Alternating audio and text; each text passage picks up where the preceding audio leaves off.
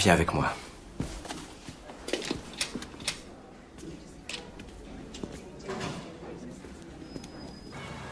Alors, qu'est-ce qu'on fait là? On se paye un instant privilégié entre mecs? C'est sympa cet endroit. C'est votre truc, les signes ou quoi? C'est un genre de fétichisme ou je sais pas, ça vaut peut-être qu'on passe un moment là-dessus? J'ai réfléchi à ce que tu m'avais dit l'autre jour, à propos de ma peinture. Ah. J'ai passé la moitié de la nuit à y réfléchir. Et puis j'ai eu un flash. Après, je me suis paisiblement endormi et depuis, je n'ai pas pensé à toi. Tu sais ce que j'ai compris? Non. Tu n'es qu'un gosse. Tu parles sans avoir la moindre idée de ce dont tu parles. Merci beaucoup. Pas de quoi. Tu n'es jamais sorti de Boston? Non. Si je te dis de me parler d'art, tu vas me balancer un condensé de tous les livres sur le sujet. Michel-Ange. Tu sais plein de trucs sur lui. Sur son œuvre, sur ses choix politiques, sur lui et sur le pape, ses tendances sexuelles, tout le bazar, quoi. Mais je parie que ce qu'on respire dans la chapelle Sixtine, son odeur, tu connais pas. Tu ne peux pas savoir ce que c'est que de lever les yeux vers le magnifique plafond. Tu sais pas. Si je te dis de me parler des femmes, tu vas m'offrir un topo sur les femmes que tu as le plus aimées. Il t'est peut-être même arrivé de baiser quelquefois.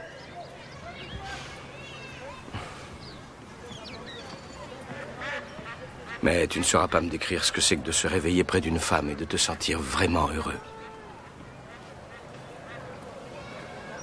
Tu es un coriace. Si je te faisais parler de la guerre, c'est probablement tout Shakespeare que tu me citerais. Une fois de plus sur la brèche, mes amis.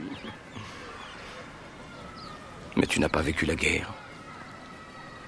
Tu n'as jamais tenu contre toi ton meilleur ami. Tu ne l'as pas vu halter jusqu'au dernier souffle avec un regard qui implore. Si je te fais parler d'amour, tu vas probablement me dire un sonnet. Mais tu n'as pas connu de femme devant qui tu t'es senti vulnérable.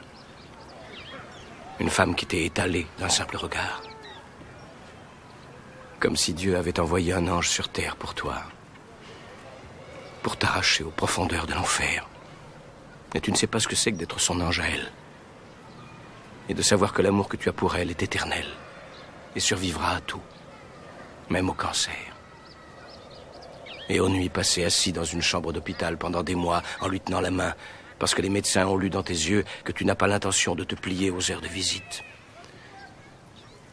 Tu ignores ce que c'est que de perdre quelqu'un. Parce qu'on ne connaît ça que quand on sait aimer plus qu'on ne s'aime soi-même. Je doute que tu aies jamais osé aimer à ce point. Quand je te regarde, ce n'est pas un homme intelligent et solide que je vois. Ce que je vois, c'est un gosse culotté qui meurt de trouille. Mais tu es un génie, Will. Ça, personne ne le nie. Personne ne pourrait comprendre ce qui est au fond de toi. Mais toi, tu présumes que tu sais tout de moi parce que tu as vu une toile que j'ai peinte et ça te permet de disséquer ma vie. Tu es orphelin, n'est-ce pas?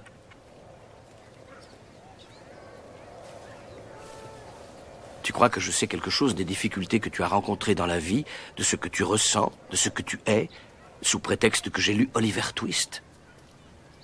Est-ce que ça suffit à te résumer? Personnellement, j'en ai vraiment rien à foutre de tout ça, parce que je vais te dire, moi, je n'ai rien à apprendre de toi que je ne lirai pas dans n'importe quel bouquin. À moins que tu veuilles me parler de toi, de qui tu es. Là, ça m'intéresse. Là, je suis à toi. Mais c'est pas ce que tu veux faire, hein, vieux? Tu as trop peur de ce que tu pourrais dire.